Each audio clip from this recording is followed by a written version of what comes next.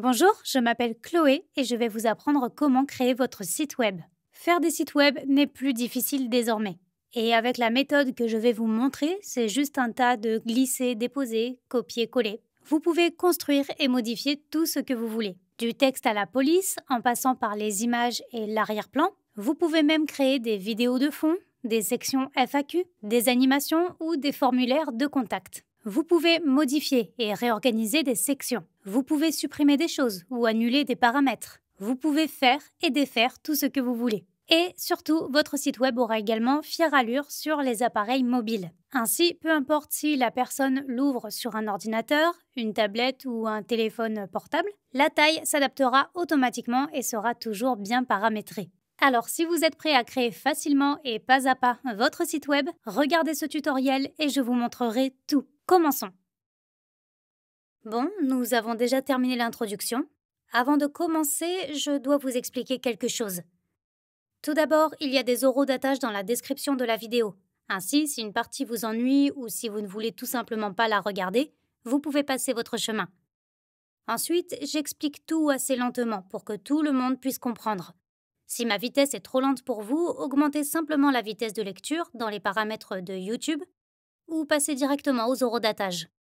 Et troisièmement, nous allons construire le site web en utilisant WordPress.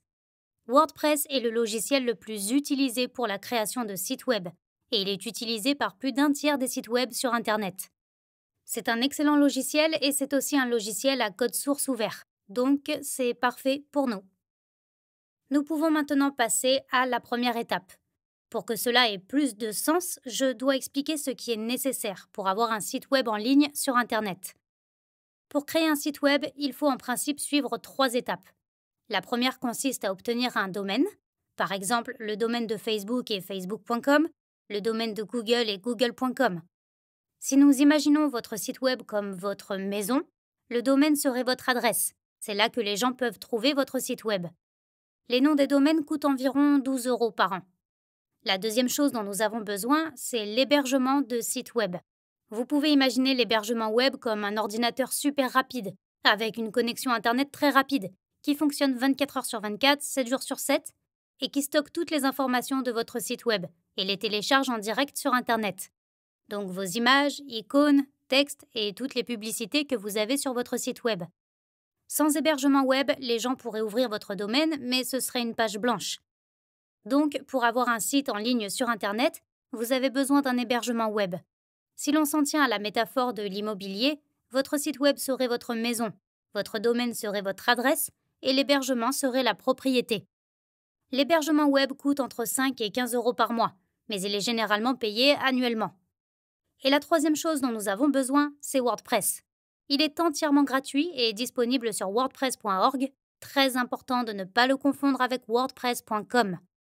WordPress.com est une sorte de version allégée de wordpress.org et qui est beaucoup plus limitée dans ses fonctionnalités. Vous ne pouvez pas non plus suivre la plupart des tutoriels YouTube en utilisant wordpress.com. Donc, personnellement, je m'en tiendrai à wordpress.org. C'est gratuit, de toute façon. Cela peut sembler faire beaucoup de choses pour démarrer un site web, mais ne vous inquiétez pas, à notre époque, vous n'avez pas besoin de les séparer et de les connecter.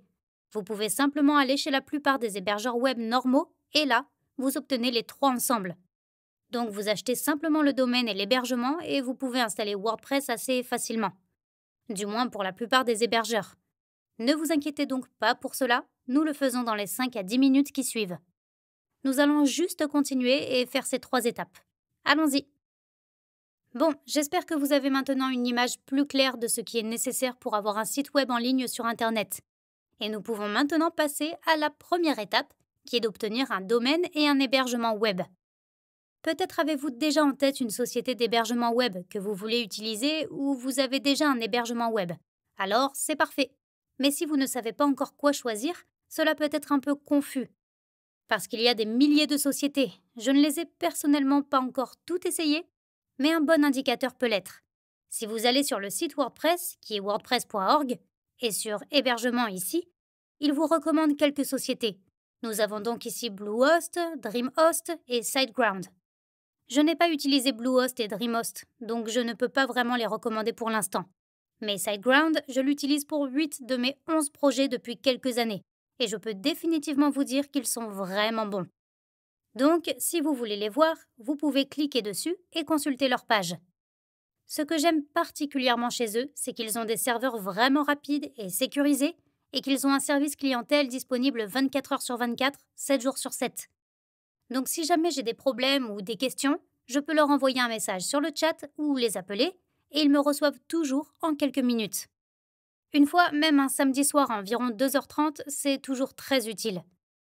Surtout pour les débutants, au cas où vous auriez des questions.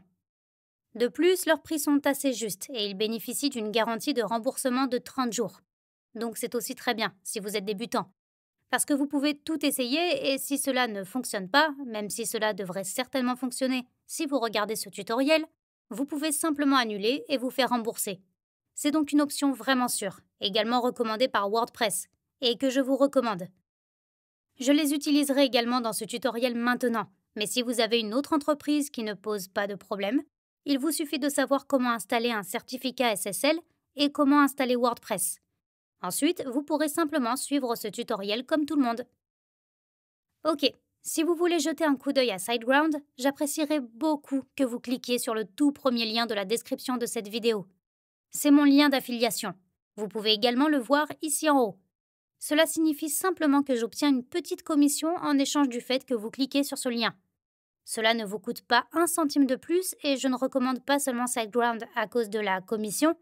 Je peux obtenir cela pour chaque société d'hébergement web, mais puisque j'utilise SiteGround pour mes propres projets et que j'en suis une très grande fan, et que WordPress eux-mêmes les recommandent, je pense qu'il est juste de vous les recommander aussi. Donc, si vous cliquez sur ce premier lien dans la description de la vidéo, j'apprécierais vraiment car il m'aide à créer des tutoriels gratuits pour vous. Donc, merci d'avance pour votre soutien. Bon, vous arrivez sur cette page, peu importe que vous choisissiez un hébergement web ou un hébergement WordPress, c'est la même chose. Ok, ici nous avons 3 plans. 1. Le Go Geek, 2. Le Grow Big et 3. Le Startup. Il est fort probable que la formule Go Geek soit un peu trop ambitieuse lorsque vous débutez. Je me concentrerai donc probablement sur la formule Startup ou Grow Big. La principale différence entre les deux est que dans le plan Startup, vous pouvez héberger un site web et dans le plan Grow Big, vous pouvez héberger plusieurs sites web. Ainsi, si vous savez déjà que vous voulez créer plusieurs sites web, par exemple jardinage.com, dentiste.com, fleuriste.net, alors je vous recommanderais probablement de choisir le plan Grow Big, parce que vous pouvez héberger tous ces sites sous un seul compte et économiser de l'argent. Si vous souhaitez n'avoir qu'un seul site web, le plan Startup est probablement la meilleure option pour vous. L'autre petite différence entre les deux est que le plan Grow Big est un peu plus rapide que le plan Startup. C'est juste parce que vous avez plus de ressources du serveur et aussi une technologie un peu meilleure, que vous pouvez aussi voir si vous regardez les plans Premium et les caractéristiques essentielles. Vous pouvez également comparer les plans d'hébergement si vous cliquez ici. Vous pouvez jeter un œil à toutes les caractéristiques et puis voir par vous-même quelle est la meilleure option. J'ai moi-même un plan Grow Big et aussi un plan Startup pour un projet que je voulais avoir séparément.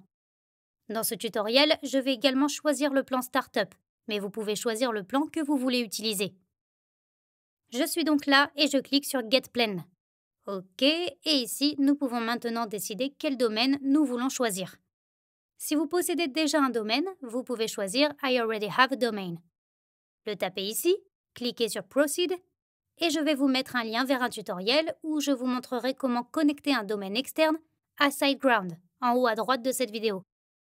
Si vous n'avez pas encore de domaine et que vous devez en acheter un, vous pouvez cliquer sur Register a new domain, saisir le nom de domaine que vous souhaitez avoir, par exemple créer un site, et sur la droite, vous pouvez choisir l'extension du domaine. Ainsi, par exemple, .com, .co, .net, .org ou un domaine spécifique à un pays.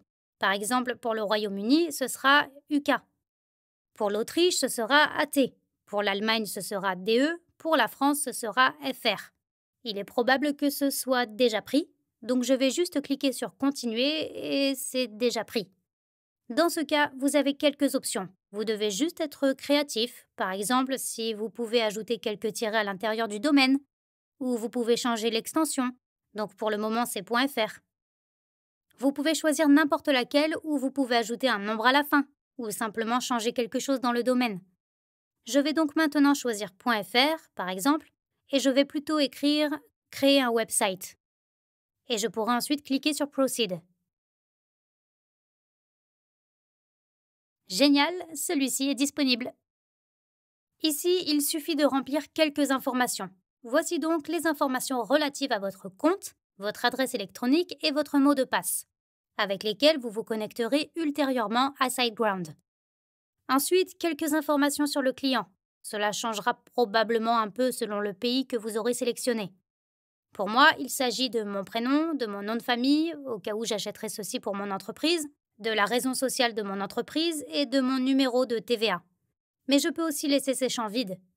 Ensuite, l'adresse de ma ville, mon code postal et mon numéro de téléphone, puis les informations de paiement. Donc, votre numéro de carte, l'expiration de la carte, le nom du titulaire de la carte et le cryptogramme. Au cas où vous ne voudriez pas payer par carte de crédit ou que vous n'en ayez pas, vous pouvez aussi faire défiler la page et ici, vous pouvez simplement discuter avec eux et du coup leur demander de payer via PayPal. Ils vous enverront alors un lien et vous pourrez aussi payer avec PayPal.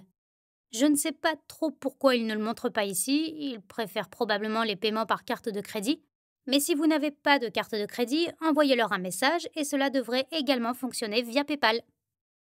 Ok. Ensuite, quelques informations sur les achats car vous pouvez aussi changer de plan à un moment donné.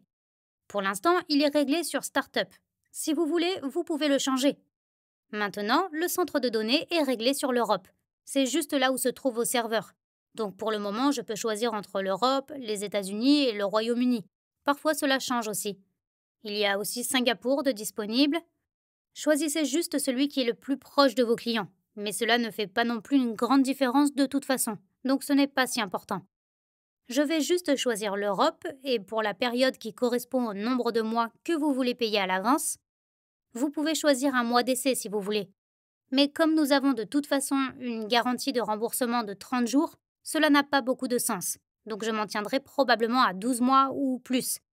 Si vous savez déjà que vous allez garder votre site web plus longtemps. Je vais juste choisir 12 ici, mais vous pouvez choisir ce que vous préférez. Bon, ce que l'on peut voir d'autre ici, c'est que le domaine me coûte 12,95 € par an. C'est un prix moyen. Cela dépend en quelque sorte du type d'extension de domaine dont vous disposez. Je crois que les domaines.com coûtent 13,95 €. Donc ça dépend toujours un peu, mais ça devrait se situer autour de cette zone. Donc, nous n'avons pas besoin du scanner de site SG, et une fois que vous êtes satisfait de tous ces paramètres, vous pouvez cocher cette case et cliquer sur Pay Now. Je vais faire ça de suite et puis je vous vois juste après. Mon compte est en train d'être créé. Au fait, vous allez probablement recevoir quelques courriels, au moins un avec votre nom d'utilisateur et votre mot de passe, et probablement aussi un pour vérifier votre domaine. Donc vous pouvez simplement les ouvrir et ensuite faire ce qu'ils disent. Je clique pour accéder à mon espace client.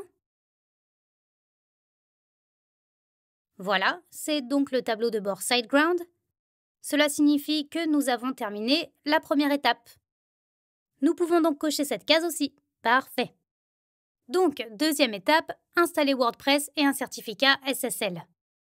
En fait, la commande de certificat SSL doit se faire, puis ensuite WordPress. Donc, faisons cela. Lorsque vous êtes ici, vous pouvez cliquer sur Setup Site, puis sur Skip and Create Empty Site, car nous n'avons pas besoin de tout ça. Et on clique sur Finish. Maintenant, notre site est créé en interne à SiteGround. Génial! Notre site est maintenant créé et nous pouvons cliquer sur Manage Site ici. L'étape suivante consiste à installer un certificat SSL. Par exemple, si je copie ce lien et que je le colle ici, vous pouvez voir qu'il indique HTTPS. Si nous n'avons pas de certificat SSL, ce sera HTTP au lieu de HTTPS. Et Google dira ici que la connexion n'est pas sûre, ce qui n'est pas très bon lorsque vous avez de nouveaux visiteurs. Donc, assurez-vous absolument d'avoir un certificat SSL fonctionnel avant d'installer WordPress. Pour installer le certificat SSL, nous pouvons cliquer sur Security, ici à gauche, et ensuite sur SSL Manager. Et, voyons voir, je n'ai pas encore de SSL. Parfois, celui-ci est déjà préinstallé. Ok, donc ce que je dois faire, c'est sélectionner le domaine, et sur le côté droit, je vais sélectionner Let's Encrypt. Et ensuite, je clique sur Get. Ok, super. Maintenant, mon certificat SSL est installé. Parfois, il se peut que cela ne fonctionne pas immédiatement, ce qui sera très probablement le cas si vous venez d'acheter l'hébergement et avec cela un domaine parce que cela peut prendre quelques heures pour que le domaine soit vraiment enregistré et fonctionne pour vous. Donc, au cas où il ne fonctionnerait pas immédiatement, essayez-le une ou deux fois, allez l'essayer à nouveau dans quelques heures et si cela ne fonctionne toujours pas et que vous n'avez pas de SSL actif, je me contenterai d'envoyer un message au service clientèle. Si vous souhaitez envoyer un message à l'assistance clientèle, il vous suffit de cliquer sur le point d'interrogation, View Help Center, puis aller à la rubrique Contact Us, de choisir Advanced Technical Help et ensuite par exemple Site Slow, de noter votre problème et de cliquer sur Post ou de contacter également l'assistance par chat. Ok, revenons au site web. Je clique sur Websites et là, je vois le site web sur lequel je veux installer WordPress. Je clique sur Site Tools et me voilà de retour. Donc revenons à Security et SSL Manager. Ok, c'est actif et ça fonctionne. C'est parfait. Une fois que cela fonctionne, vous pouvez aller dans HTTPS Enforce sur le côté gauche et sélectionner ce bouton. Super. Et une fois que c'est fait, on peut aller sur WordPress ici à gauche et installer et gérer WordPress. Donc, je sélectionne ici WordPress. Ici, je sélectionne le domaine sur lequel je veux l'installer. Dans mon cas, c'est créerunwebsite.fr.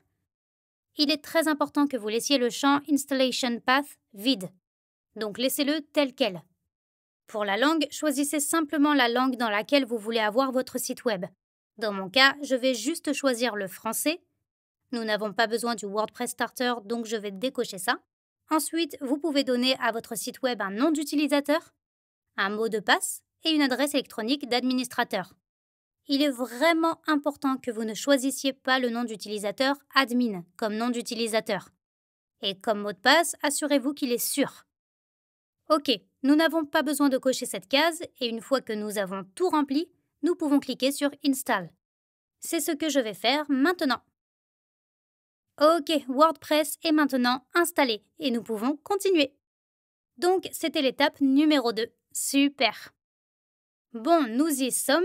Nous pouvons voir nos installations et si vous voulez aller dans WordPress, vous pouvez simplement cliquer sur Login to Admin Panel, qui est cette icône ici. Voici donc le tableau de bord WordPress. Félicitations! Si vous ne pouvez pas ouvrir cette page, c'est très probablement pour la même raison que pour le certificat SSL. Votre domaine doit d'abord être enregistré et doit fonctionner sur tout Internet, ce qui peut parfois prendre quelques heures. Mais si cela ne fonctionne pas au bout de 24 heures, envoyez un message au support de SiteGround. Si vous voulez un jour revenir au tableau de bord de WordPress, il vous suffit de taper votre nom de domaine /wp-admin et de vous connecter avec les informations d'administration que vous avez configurées dans l'installation de WordPress. Nous pouvons maintenant fermer l'onglet SiteGround et nous voici dans le tableau de bord WordPress. Chaque fois que vous vous connectez à votre site, si vous voulez le modifier, voici ce que vous verrez. Ici, au milieu, vous avez juste un aperçu rapide de toutes les nouvelles concernant WordPress. Mais c'est un peu inutile, donc nous pouvons aussi le cacher. Pour cela, il suffit de cliquer ici, sur les options de l'écran, et de décocher toutes les cases. Super. Maintenant, ça a l'air beaucoup plus propre. Ici, en haut, nous avons la barre d'administration. Nous l'utiliserons rarement, surtout pour jeter un coup d'œil à notre site en survolant le nom du site. Et ensuite en cliquant sur « Aller sur le site ». Voilà à quoi ressemble le site maintenant. Pas forcément joli, mais nous allons travailler là-dessus. Pour revenir au tableau de bord, nous pouvons à nouveau survoler My Blog et cliquer sur Tableau de bord. Ici, à gauche, nous avons une navigation dans laquelle nous pouvons éditer nos posts, tous nos médias, toutes nos images, les pages, par exemple, à propos de nous, les services, les pages de contact, les commentaires, l'apparence, donc le design du site, tous nos plugins, les utilisateurs, les outils et les réglages. C'est beaucoup pour l'instant, mais ne vous inquiétez pas, nous passerons tout cela en revue dans le tutoriel afin que vous compreniez à quoi cela sert. Commençons par effectuer quelques réglages de base de WordPress, c'est-à-dire l'étape numéro 3. Et nous pouvons créer notre première page et en faire la page d'accueil. Donc, quelques réglages de base de WordPress, que je ferai toujours lors de la création d'un nouveau site après l'avoir installé. D'abord, je vais aller dans les réglages, puis dans les permaliens, et ici vous devez vous assurer que vous sélectionnez titre de la publication, et ensuite vous pouvez enregistrer les modifications. Dans mon cas, il a déjà été sélectionné. S'il n'est pas sélectionné, vous pouvez simplement mettre « Moi » et « Titre ». Si vous créez une nouvelle page, par exemple la page de contact, vous ne la trouverez pas sous votre domaine.com/contact, mais sous votre domaine.com/2020/30 septembre/contact, ce qui n'est pas très bon pour le référencement et n'est pas non plus très joli. Alors utilisez simplement « Titre de la publication » et cliquez sur « Enregistrer les modifications ». Parfait. Ensuite, nous pouvons aller dans Paramètres et Général. Et ici, nous pouvons changer le titre du site et le slogan. Vous pouvez voir le titre du site et le slogan ici. Si j'ouvre la page, vous le voyez aussi ici. Vous pouvez donc le modifier ici. Par exemple, en y ajoutant le nom de votre entreprise ou tout ce que vous souhaitez. Disons, créer un site. Et comme slogan, vous pouvez aussi le laisser vide. Je vais utiliser avec WordPress. Super. Ensuite, on peut descendre et enregistrer les modifications. Et ensuite, nous pouvons changer notre nom d'utilisateur. Allons donc à la rubrique Utilisateur, Profil. Ici, nous pouvons faire défiler vers le bas. Et ici, vous voyez Pseudonyme. Pour l'instant, c'est votre nom d'utilisateur d'administrateur. Mais nous voulons cacher notre nom d'utilisateur. Donc, nous pouvons le changer. Par exemple, je pourrais l'appeler Chloé ou n'importe quoi d'autre, et ensuite choisir d'afficher publiquement le nom Chloé, qui est le surnom. De cette façon, le véritable nom d'utilisateur de l'administrateur sera caché, et cela rendra votre site un peu plus sûr. C'est top. Donc, nous avons fait cela, c'était la vérification des bases de WordPress. Ensuite, nous pouvons créer notre première page et en faire la page d'accueil. Revenons au tableau de bord et pour créer une nouvelle page, il suffit de survoler « Page » à gauche et de cliquer sur « Ajouter ». Super. Ici, je peux cliquer sur la croix et ensuite nous pouvons lui donner un titre. Dans ce cas, je lui donne un titre et ici, à droite, nous pouvons cliquer sur « Publier » et publier une fois de plus. Et c'est tout. Maintenant, nous avons une page qui s'appelle « Accueil ». Mais si je suis sur mon site web et que je le rafraîchis, je verrai que rien n'a changé. Nous avons toujours Hello World ici, qui est un billet de blog. Donc, pour l'instant, notre site web est au format blog, mais ce n'est pas ce que nous voulons. Nous voulons avoir une page d'accueil, c'est-à-dire la page d'accueil que nous venons de créer.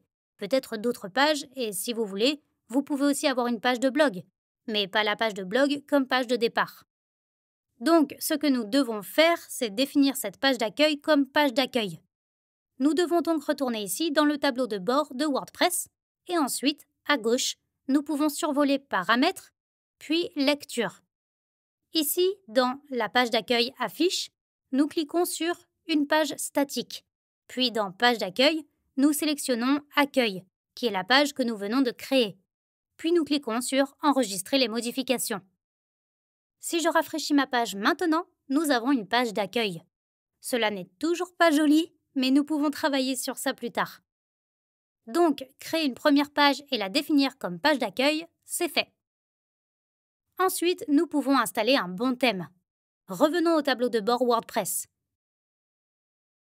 Ici, à gauche, nous pouvons survoler Apparence et cliquer sur Thème. Ici, nous voyons deux thèmes que nous avons actuellement, qui sont les thèmes 2020 et 2019. Les thèmes définissent essentiellement ce que vous pouvez changer dans la conception de votre site web.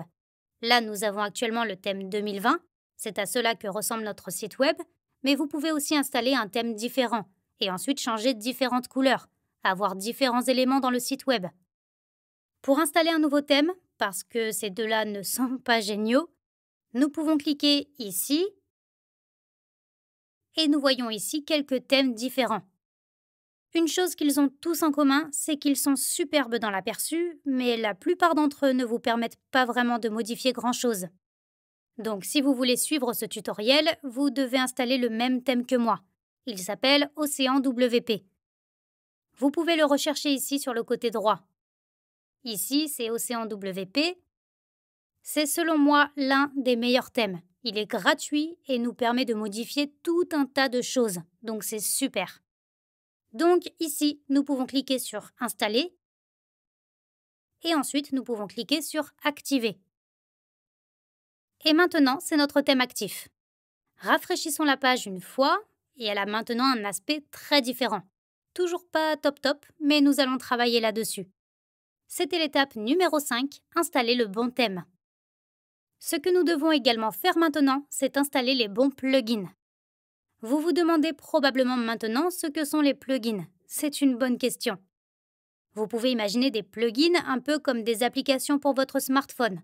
Par défaut, votre téléphone n'est pas livré avec Facebook ou YouTube ou Instagram. Mais vous pouvez installer l'application afin d'ajouter cette fonctionnalité à votre téléphone. Par défaut, votre site web n'a pas non plus la fonction de boutique en ligne, de formulaire de contact ou autre. Vous devez installer un plugin, donc une extension. Donc un peu comme une application pour installer cette fonction sur votre site web. Parce que nous voulons construire notre page de la manière la plus simple possible, nous devons aussi installer les plugins pour cela. Ici, Océan WP lui-même nous recommande un plugin qui est Océan Extra. Cela ajoute un peu de fonctionnalité au thème Océan WP. Nous allons donc l'installer maintenant en cliquant sur Commencer à installer l'application. Ici, nous sélectionnons Océan Extra, puis Action groupée, Installer, puis on clique sur Appliquer. Parfait. Ici, il y a un avertissement, mais il y en a toujours et ça fonctionne quand même.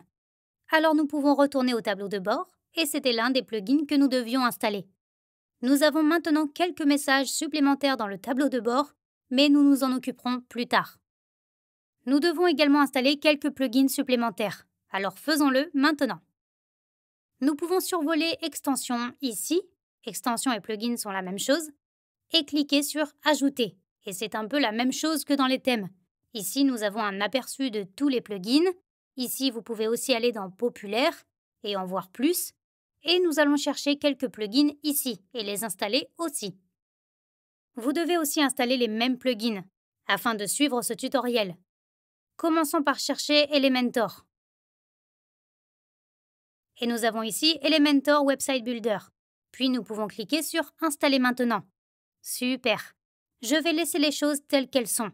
Normalement, il faut aussi cliquer sur Activer, mais je veux gagner du temps. Donc je commence par chercher tous les plugins, puis je les installe, et plus tard, je les active tous en même temps.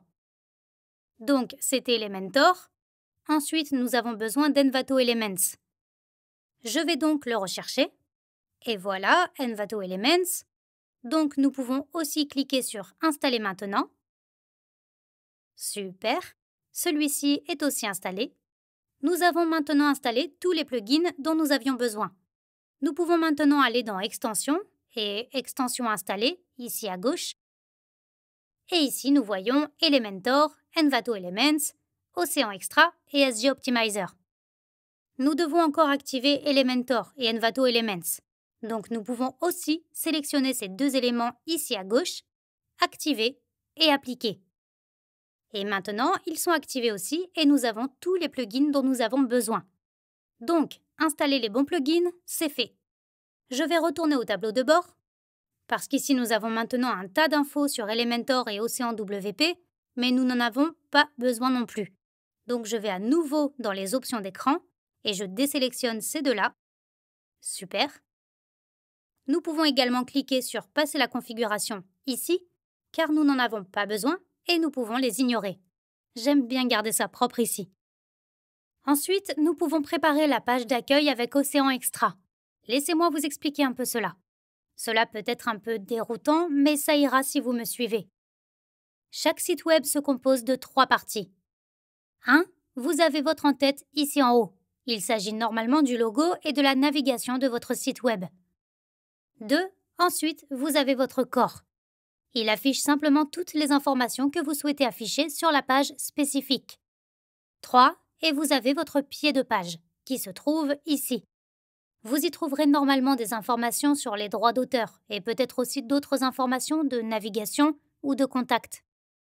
Nous allons construire l'en-tête de sorte que la partie supérieure avec le thème Océan WP soit celle que nous venons d'installer, mais le corps et le pied de page seront construits avec Elementor, donc le plugin que nous venons d'installer. Vous avez également vu Elementor Page Builder dans l'introduction de la vidéo. Cela rend la création et la construction de sites web super faciles. Mais cela rend la création d'entêtes un peu plus difficile. C'est pourquoi nous construisons l'entête avec le thème Océan WP, mais le corps et le pied de page avec Elementor Page Builder. Afin de construire le corps et le pied de page avec Elementor, nous devons préparer un peu les côtés et donc nettoyer tout ça. C'est ce que nous allons faire maintenant. Donc, une fois que vous êtes sur le tableau de bord, vous pouvez aller dans Pages et Toutes les pages. Et ici, nous avons la page d'accueil que nous venons d'ajouter. Donc, je peux cliquer sur Accueil. Et ici, nous pouvons l'éditer. Cela semble déjà un peu différent de la dernière fois que nous sommes venus ici, car nous avons changé le thème. Ce que nous pouvons faire maintenant, c'est faire défiler la page vers le bas jusqu'à ce que nous voyons Océan WP Réglages. Nous voyons cela parce que nous avons ajouté le plugin Océan Extra. Et ici, nous devons faire quelques réglages. Donc, sous la mise en page du contenu, je vais choisir 100% pleine largeur. Et ensuite, je peux mettre à jour. Et si je rafraîchis la page, vous verrez que cette partie a disparu. C'est parfait. Ensuite, nous pouvons revenir ici et aller dans En tête, afficher la barre supérieure, désactiver. Je mets à jour la page et je la rafraîchis. Vous verrez que cette petite zone au-dessus a également disparu. C'est très bien. Ensuite, nous pouvons aller dans Titre, ici à gauche, et ensuite dans Afficher le titre de la page. Je désactive. Mettre à jour, rafraîchir, et Accueil est parti. C'est également très bien. Ensuite, nous pouvons descendre, aller dans Pied de page ici à gauche, afficher les widgets de zone de pied de page, désactiver, afficher la zone de copyright, désactiver, et mettre à jour. Et si je rafraîchis maintenant cette page, cela a aussi disparu. Donc maintenant nous avons une page blanche. C'est bien. C'est comme ça que nous voulons.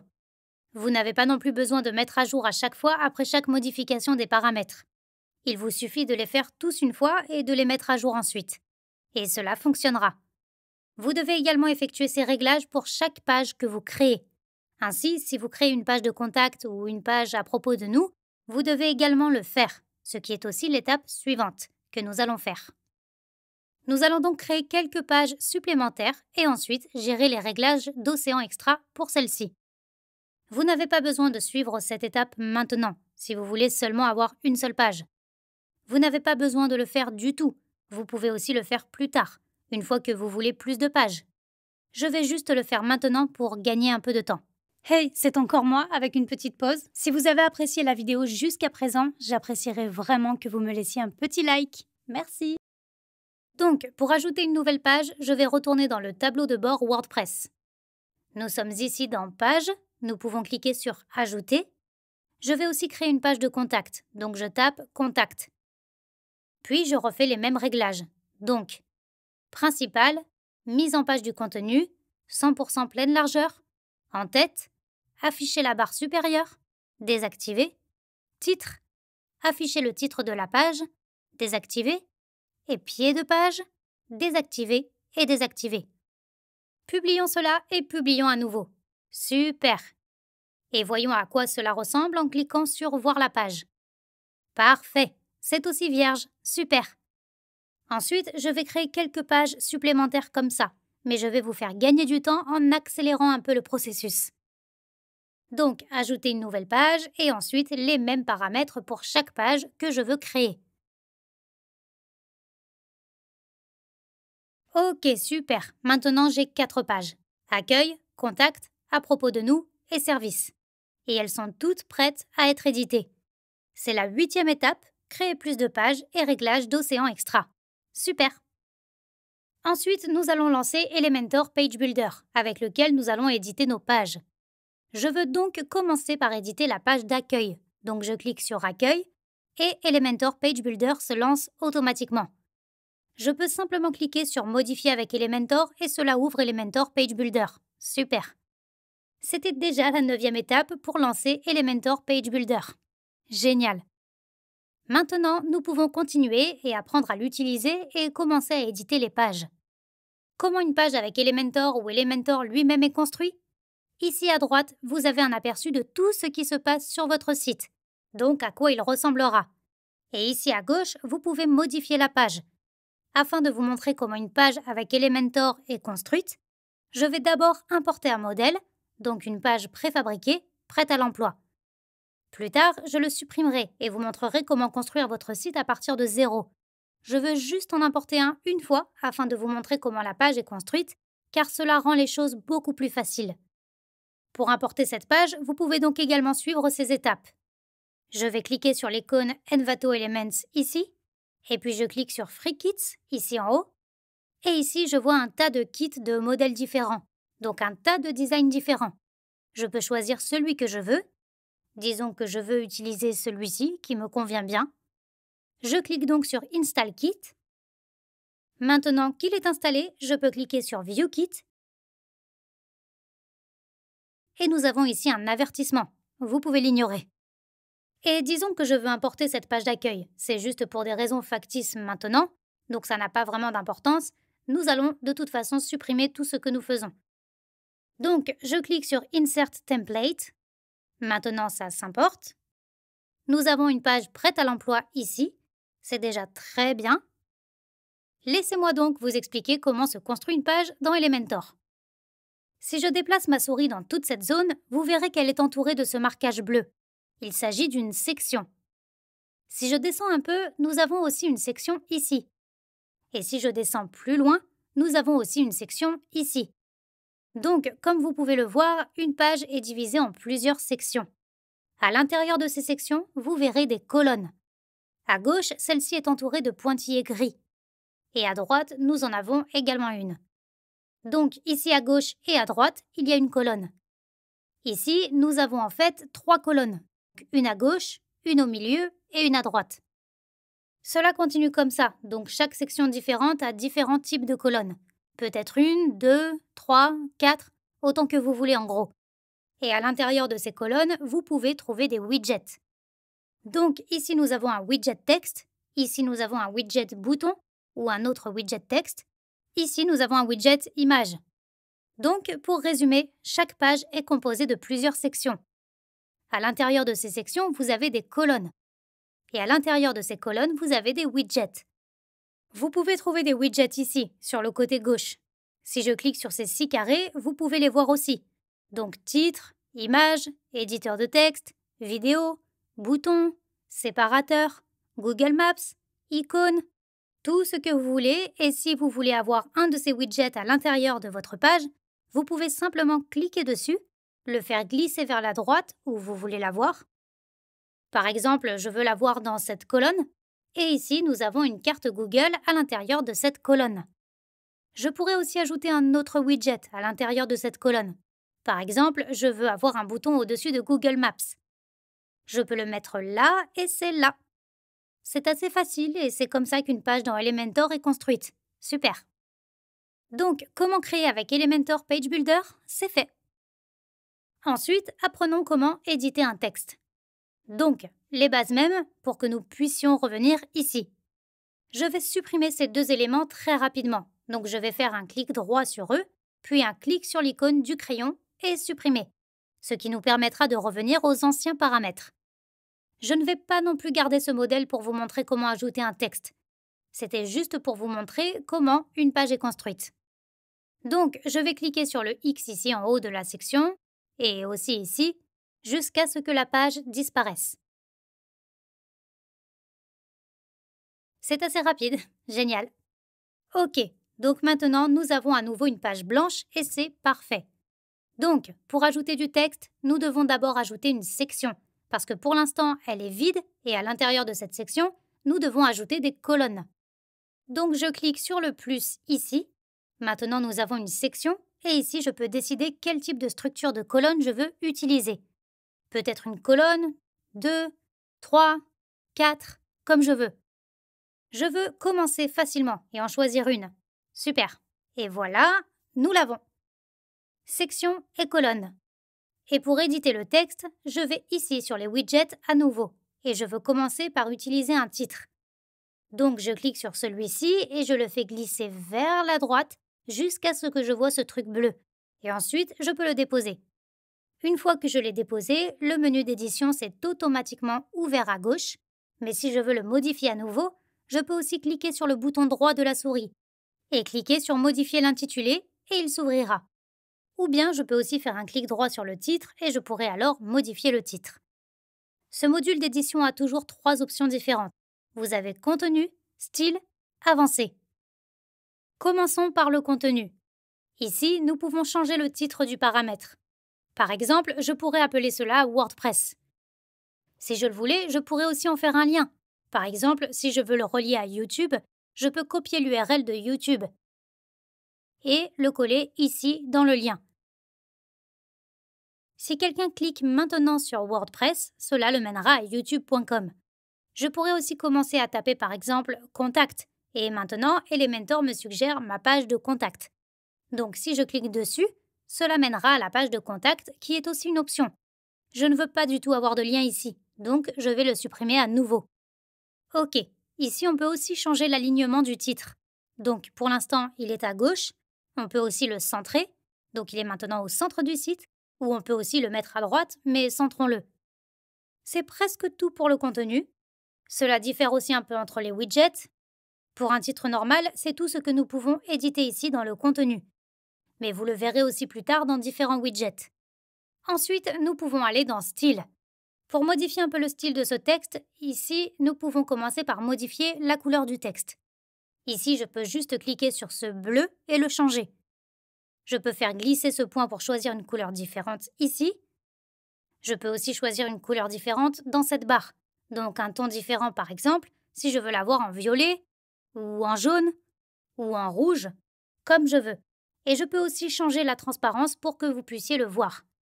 Si je fais glisser cette barre, vous pouvez voir qu'elle devient très légère et maintenant je ne peux plus la voir. Donc vous pouvez choisir n'importe quelle couleur que vous aimez. Si vous voulez sortir, vous pouvez cliquer sur les couleurs à nouveau. Et puis vous êtes hors du cadre et voilà. Ici, vous avez également des couleurs globales ou des paramètres globaux. Cela prend un peu de temps à expliquer et ce n'est pas très important, mais si cela vous intéresse, je vais vous proposer un lien vers un tuto pour l'utiliser en haut à droite de ce tutoriel.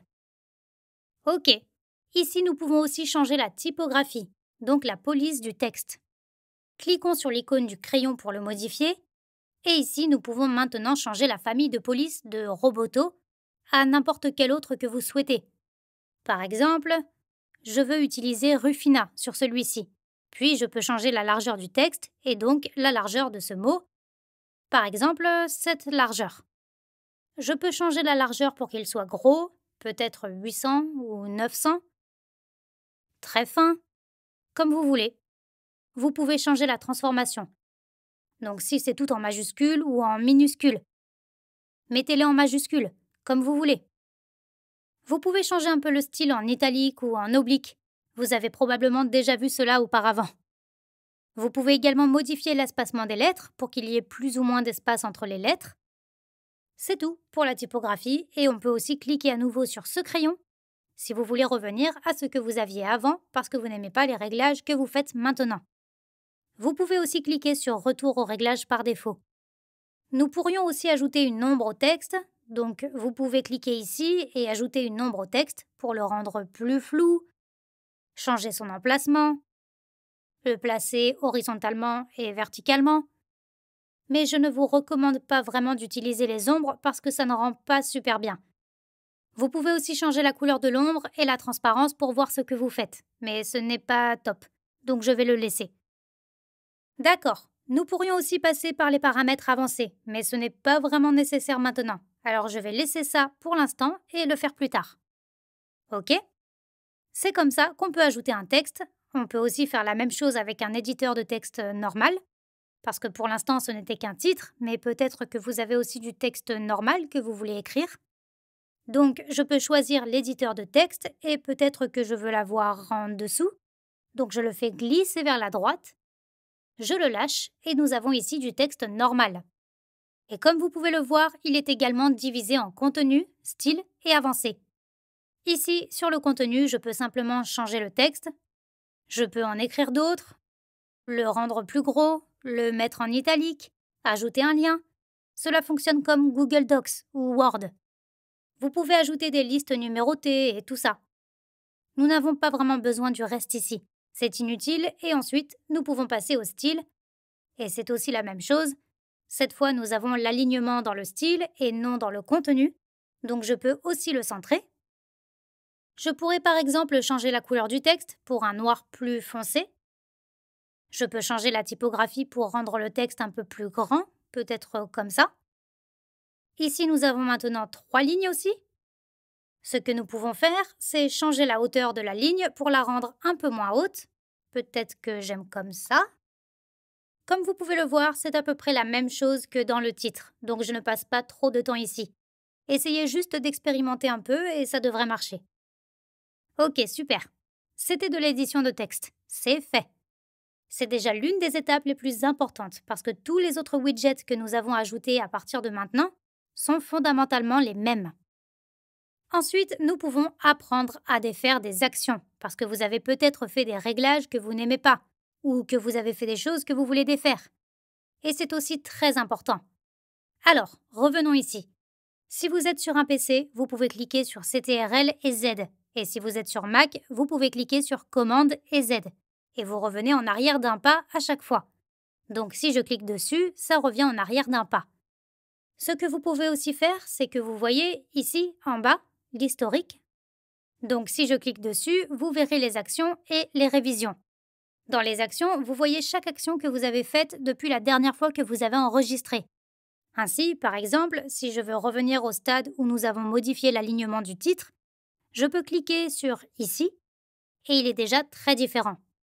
Je peux aussi remonter, modifier le titre, le transformer pour qu'ici vous puissiez toujours voir ce que vous avez fait, puis revenir à ce que vous voulez.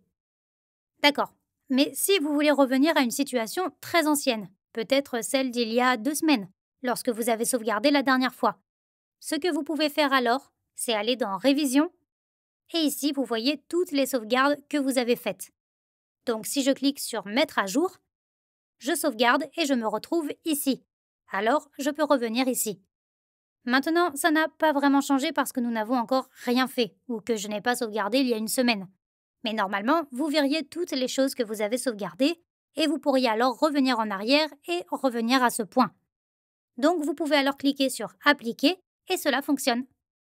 Voici donc comment on défait des actions. Ensuite, nous allons éditer quelques boutons, également très importants, des widgets. Revenons donc sur les widgets ici. Ici, nous avons notre belle rubrique et je veux avoir un bouton en dessous. Donc en fait, je ne veux pas seulement un bouton, je veux 2 boutons, l'un à côté de l'autre. Donc, un ici à gauche et un ici à droite. Mais nous n'avons qu'une seule colonne ici. Je peux donc utiliser la partie inférieure, c'est très bien. Donc si je clique sur la section inférieure et que je la fais glisser ici à droite sous WordPress, cela ajoute une section à l'intérieur de la section, qui me permet de modifier la structure des colonnes à l'intérieur de cette partie. Ici, j'en ai maintenant une à gauche et une à droite. Si je voulais avoir 3 ou 4 colonnes à l'intérieur de cette petite section, je pourrais juste faire un clic droit et cliquer sur Ajouter une nouvelle colonne et j'en aurai maintenant 3. Ok, je veux en supprimer une en fait. Donc je fais un clic droit et un clic sur Supprimer. Donc maintenant nous en avons 2, une à gauche et une à droite, et notre belle section au-dessus. Je veux avoir un bouton ici à gauche, donc je clique sur Bouton, je le fais glisser ici, et je le dépose, et maintenant j'ai un bouton. Ici, nous avons le contenu, le style et les paramètres avancés. Sous le contenu, nous pouvons changer le type de bouton, le texte, le lien. Faisons cela très rapidement. Donc, le type est juste une mise en page préétablie, mais on peut changer la couleur. Peu importe ce que vous choisissez ici. Vous pouvez alors changer le texte dès maintenant. Cliquez ici. Nous pouvons peut-être le changer pour en savoir plus. Le paramètre le plus important pour un bouton est probablement le lien. Vous voulez que les gens cliquent sur le bouton pour les mener à une autre section ou à un autre site web. Donc ici, sous le lien, nous pouvons avoir plusieurs options différentes. Nous pourrions le relier à YouTube, donc je n'aurai qu'à coller le lien de YouTube, et ensuite il mènerait à YouTube. Nous pouvons aussi le relier à une autre de nos pages. Je pourrais donc commencer à taper par exemple « Contact » Et ensuite, Elementor suggère la page de contact par elle-même. Je peux juste cliquer dessus et ensuite cela mène à la page de contact si quelqu'un clique sur le bouton, ou vous pourriez aussi le mener à une autre partie du site. Ainsi, si j'avais une section par exemple où je veux que les gens me contactent, je pourrais l'appeler #contact et ensuite elle mènerait les gens vers cette partie du site web, si je clique sur ce bouton. Rappelez-vous que j'appelle cette section contact hashtag et que j'ajouterai plus tard la section contact et nous verrons alors comment cela fonctionne. Vous pouvez également changer l'endroit où il mène. Si je clique sur les options du lien, je peux ouvrir dans une nouvelle fenêtre. De cette façon, cette fenêtre restera ouverte et elle ouvrira un nouvel onglet. Mais je vais laisser cela. D'accord, l'alignement peut être au milieu ou à gauche. Vous pouvez aussi toujours cliquer sur le bouton qui cache le panneau pour voir la version en direct ou la version complète, sans ce bouton à gauche. Ok, donc l'alignement au milieu est probablement bon. Vous pouvez même ajouter une icône. Donc, si je clique sur plus, je peux ajouter une icône qui correspond au bouton. Par exemple, cette bulle, et ensuite, je peux cliquer sur Insérer. Et nous l'avons ici. Nous pouvons changer la taille du bouton entier. Donc, nous pouvons le rendre grand, très grand. Laissons-le à moyen. Nous pouvons changer la position de l'icône pour qu'elle se trouve après le texte et l'espacement, afin qu'il y ait un peu plus d'espace entre le mot et l'icône. D'accord, c'est parfait, c'est tout pour le contenu. Alors entrons dans le style.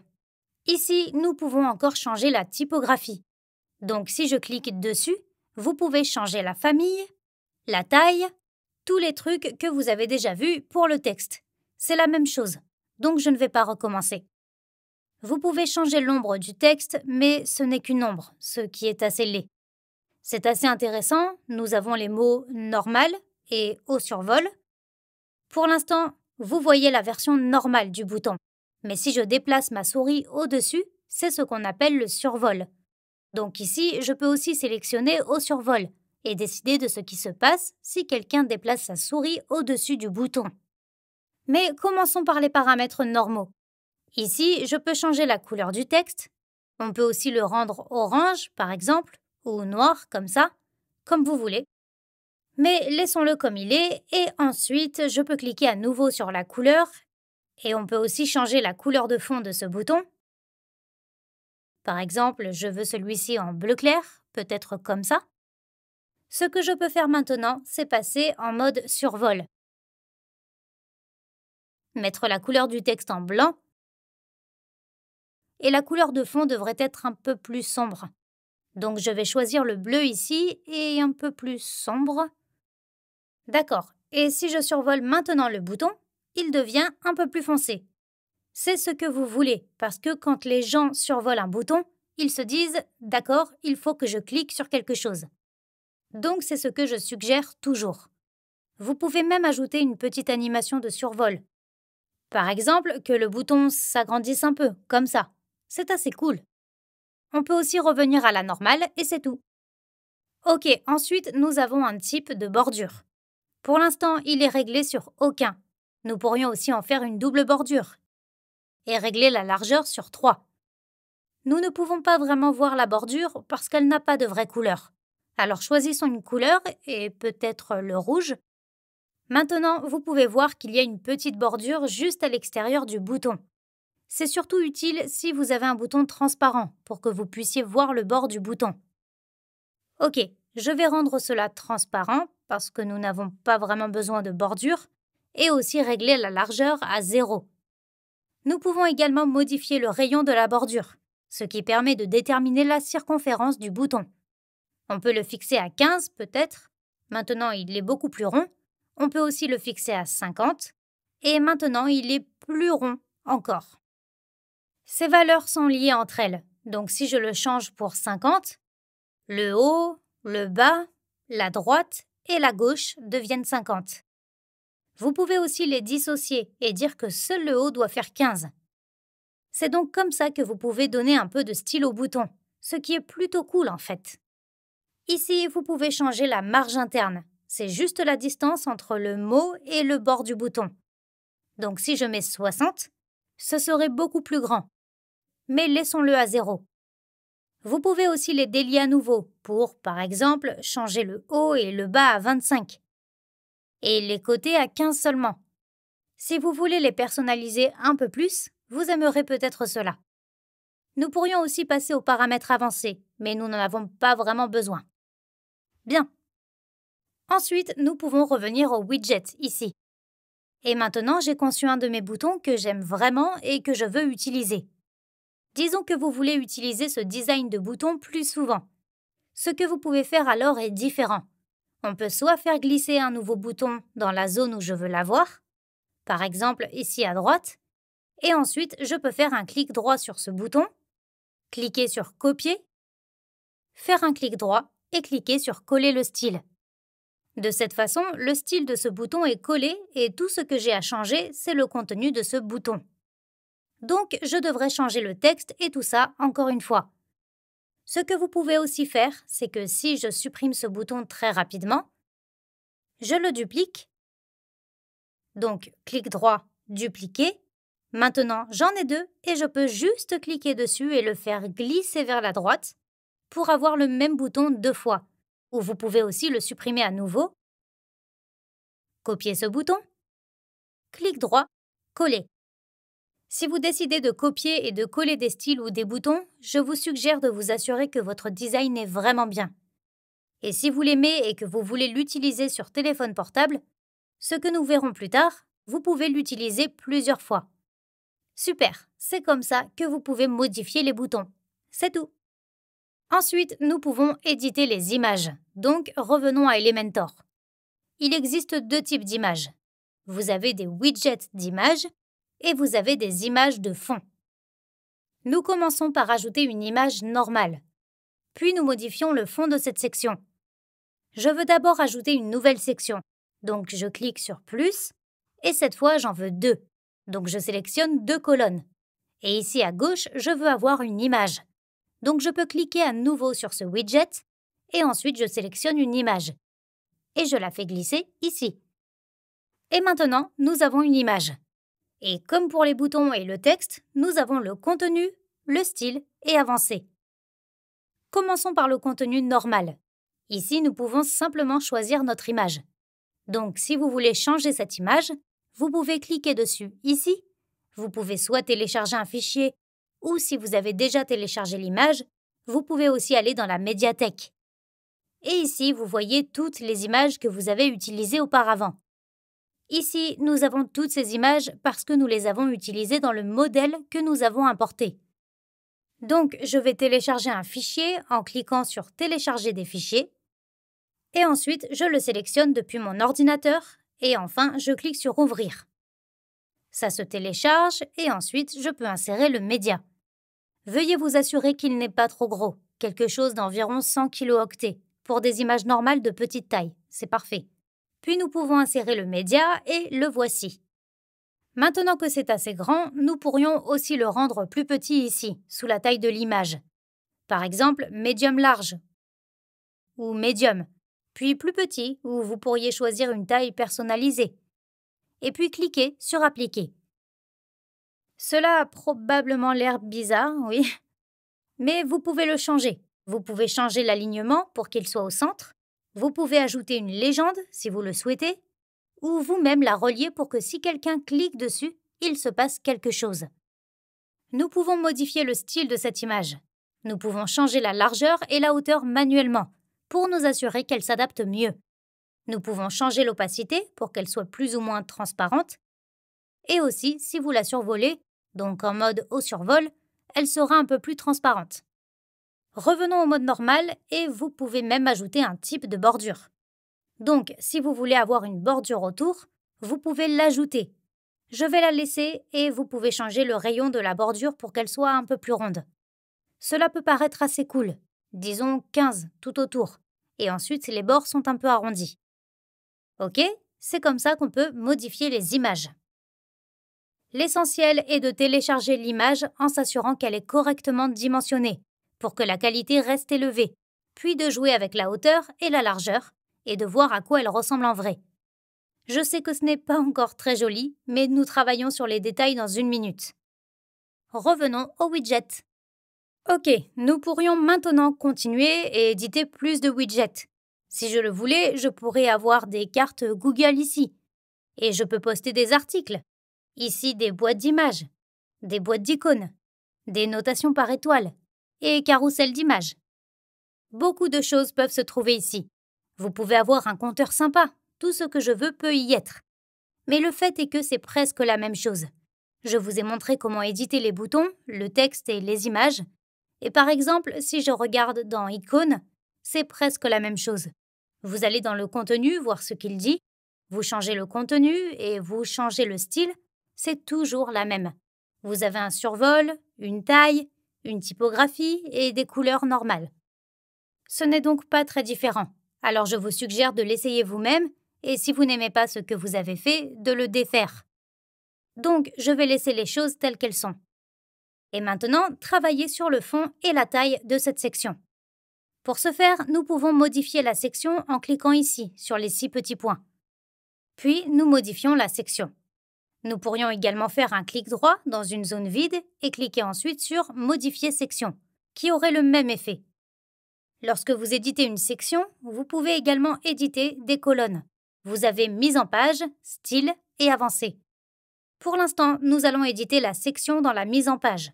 Vous pouvez mettre la largeur du contenu sur encadré pour qu'il ne soit pas complètement à gauche ou à droite, mais qu'il y ait un petit espace sur les côtés. Ou nous pouvons aussi choisir pleine largeur. Puis comme vous pouvez le voir, il va complètement de gauche à droite, donc il est plus large. Je vais choisir encadré et vous pouvez même choisir sa largeur. Vous pouvez aussi choisir la hauteur, c'est probablement la chose la plus importante ici dans la section. Donc pour l'instant c'est réglé par défaut, donc plus je mets de widgets dedans, plus ça grandit.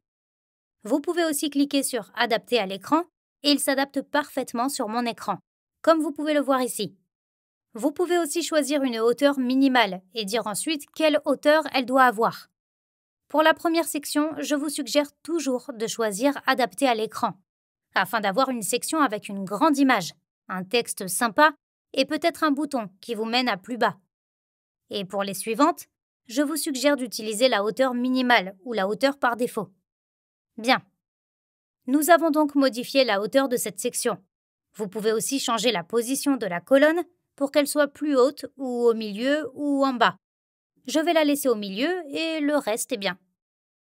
Nous pouvons ensuite passer au style et ici nous pouvons changer l'arrière-plan de cette section. Pour l'instant, c'est très blanc, ce qui est assez ennuyeux. Ce que nous pouvons faire, c'est faire différentes choses. Nous pouvons avoir une couleur d'arrière-plan, donc si je clique sur classique, nous pouvons juste choisir la couleur. Par exemple, bleu ou noir, comme je veux. De cette façon, vous pouvez avoir une couleur d'arrière-plan. Vous pouvez aussi rendre cela plus transparent. Je vais revenir en arrière. Vous pouvez aussi ajouter une image de fond. Nous allons faire cela dans une seconde. Vous pouvez aussi choisir un dégradé et de cette façon, vous aurez 2 couleurs. Donc vous avez votre première couleur ici et votre deuxième couleur ici, et elles se fondent l'une dans l'autre. Là, vous pouvez aussi changer l'emplacement, l'endroit où elles se rencontrent. L'angle aussi, et si c'est linéaire ou radial, donc de l'intérieur vers l'extérieur. Et vous pouvez aussi changer les 2 couleurs, donc peut-être un bleu foncé vers un bleu clair. Cela peut être assez cool, surtout si vous le faites légèrement et peut-être juste un peu, parce que de cette façon, c'est moins ennuyeux qu'en utilisant une simple couleur. Mais vous pouvez jouer avec cela et voir comment vous l'aimez. Vous pouvez aussi choisir ce qui est vraiment cool, un fond vidéo. Donc si je vais sur YouTube, par exemple, et que je cherche GoPro Surfing, ça montre ça. Puis copier le lien et le coller ici. J'ai un arrière-plan vidéo, ce qui est vraiment cool. Je peux aussi régler l'heure de début, peut-être 25 secondes, et l'heure de fin à 70 secondes. Puis la vidéo commence à jouer à 25 secondes et s'arrête à 70 secondes. Et nous avons une très belle vidéo de fond, comme vous pouvez le voir. 25 secondes n'était probablement pas le meilleur timing, mais comme vous pouvez le voir, ça a l'air vraiment cool. Vous pouvez également décider si elle doit être lue sur mobile ou non. car certaines personnes n'aiment peut-être pas regarder des vidéos sur leur appareil mobile. Si vous ne souhaitez pas la lire sur mobile, je vous suggère d'utiliser un rappel d'arrière-plan, c'est-à-dire une image qui apparaît si la vidéo ne peut pas être diffusée. Dans ce cas, peut-être cette image, même si elle ne correspond pas vraiment, mais vous pourriez simplement choisir une autre image. Je vous suggère d'utiliser cela. Vous pouvez aussi avoir un arrière-plan superposé, au cas où il serait très lumineux et que le texte serait lumineux aussi, et que vous voudriez qu'il soit un peu plus visible. Vous pouvez choisir une superposition d'arrière-plan, choisir une couleur, peut-être le noir, et comme vous pouvez le voir, il est devenu plus sombre. Et c'est comme ça que vous pouvez faire. Vous pouvez aussi changer l'opacité ici. Maintenant, il sera complètement noir. Ou vous pouvez l'avoir juste un peu pour faire ressortir un peu plus le texte. Ensuite, nous pouvons revenir à l'arrière-plan et en choisir un autre. Vous pouvez aussi choisir un diaporama. Il s'agit en fait de plusieurs images. Vous pouvez les ajouter ici. Ok, je voulais vous montrer comment ajouter une image de fond parce que c'est probablement l'une des plus importantes. Alors, revenons au classique. Je voulais juste vous montrer les autres une fois pour que vous puissiez voir comment elles fonctionnent et que vous puissiez jouer avec elles. Les fonds vidéo sont sympas, mais ils ralentissent un peu votre site, donc je ne les recommande pas forcément. Pour ajouter une image de fond, il suffit de cliquer sur le plus ici, comme pour les images normales, et de choisir une image dans la médiathèque, ou de télécharger un fichier.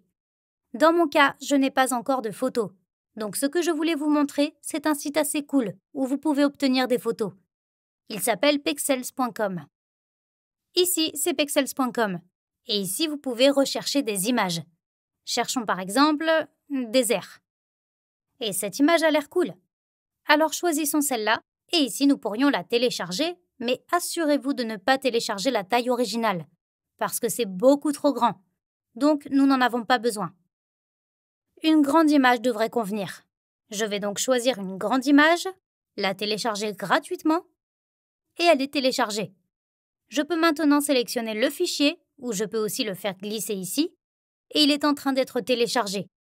Assurez-vous que celui-ci est à environ 330 kilooctets, ce qui est suffisant pour une très grande image.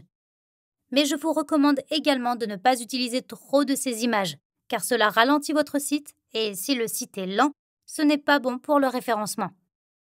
Ok, donc insérez le média, et maintenant nous avons une image de fond. Elle n'a pas encore l'air très bien. Je changerai probablement un peu la taille parce qu'elle est maintenant réglée par défaut. Ici, le réglage le plus important est de choisir « Couvrir ». De cette façon, elle écrasera automatiquement l'image pour qu'elle s'intègre dans votre site web. Les autres options ne sont pas aussi bonnes parce que l'image est souvent mauvaise sur d'autres appareils. Donc, si l'écran est beaucoup plus grand, il a souvent un aspect bizarre. La couverture est probablement le meilleur choix pour les images de fond. Bon, le reste est tout à fait correct et ça a l'air bien. Voyons si nous avons un arrière-plan superposé ici. Nous en avons un, le même que celui de la vidéo. Donc, si je le mets à 0, vous voyez que c'est un peu clair. Donc, vous ne pouvez pas vraiment voir WordPress aussi bien. Mais si nous le rendons un peu plus sombre, ça a l'air mieux. Bon, voyons voir à quoi ça ressemble. Oui, ça a l'air plutôt bien. Donc, c'est comme ça que vous pouvez ajouter ou modifier des images d'arrière-plan, des images normales, des couleurs d'arrière-plan, des dégradés d'arrière-plan et des vidéos d'arrière-plan, et même des diaporamas si vous le souhaitez. Ok, c'est vraiment important. Ce que nous pourrions faire maintenant pour rendre cela un peu plus cool, c'est aussi, d'abord, éditer des images, c'est fait. Et donc, avant de rendre la page responsive, rendons ce site un peu plus cool, parce que je pense que nous pouvons faire un peu plus d'édition. Donc, quelques petites choses ici. Ce que vous pouvez aussi faire lorsque vous éditez des sections, c'est éditer la forme de séparation. Cliquez sur cette dernière. Par exemple, pour le bas, laissez-moi vous montrer le type que nous allons choisir. Par exemple, les montagnes. Et comme vous pouvez le voir maintenant, nous avons cette forme de séparation en bas de notre section, qui s'y insère.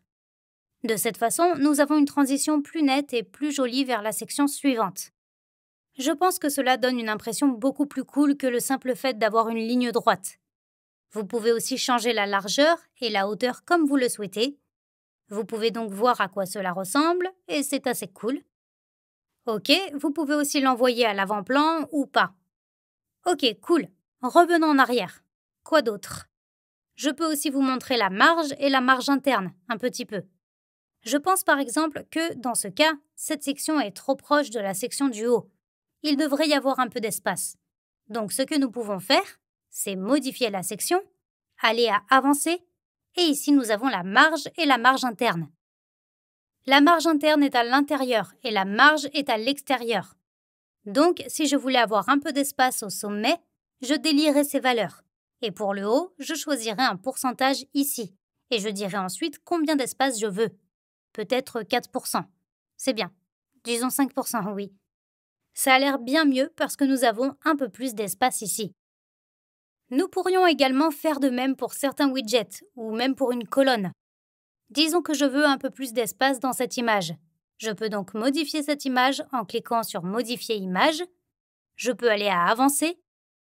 Et ici, nous avons aussi la marge et la marge interne. Si je modifie la marge interne à 50, par exemple, nous avons 50 pixels d'espace entre le bord de cette image et le bord de cette colonne. Nous pouvons aussi le remettre à 0 parce que nous avons déjà changé la taille. Mais nous pouvons aussi changer la marge, si je délie les valeurs. Je peux choisir le pourcentage, par exemple, et lui donner beaucoup plus d'espace en haut de cette colonne ou aussi en bas, pour qu'il y ait juste un peu plus d'espace. C'est comme ça que vous pouvez vous déplacer dans les images, les widgets et les colonnes comme vous les aimez, s'il n'y a pas déjà une position qui vous plaît. Ok, donc c'est la marge et la marge interne. La dernière chose que je veux vous montrer ici, ce sont les effets de mouvement. Par exemple, cette image est assez ennuyeuse. Disons que nous voulons la rendre un peu plus cool. Nous pourrions cliquer dessus, cliquer sur Avancer, et ensuite Effet de mouvement, et disons Fade in. Maintenant, elle arrive en fondu. Nous pourrions la rendre un peu plus lente dans la durée de l'animation.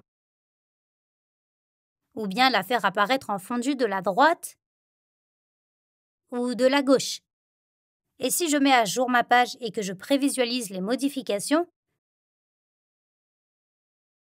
c'est assez cool. Voilà, j'aime bien comme ça. Si vous vous souvenez, quand nous avons modifié les boutons, nous avions un hashtag contact. Ici, nous pouvons aussi le faire. Si je voulais faire défiler cette section lorsque je clique sur hashtag contact, ce que je peux faire, c'est éditer cette section.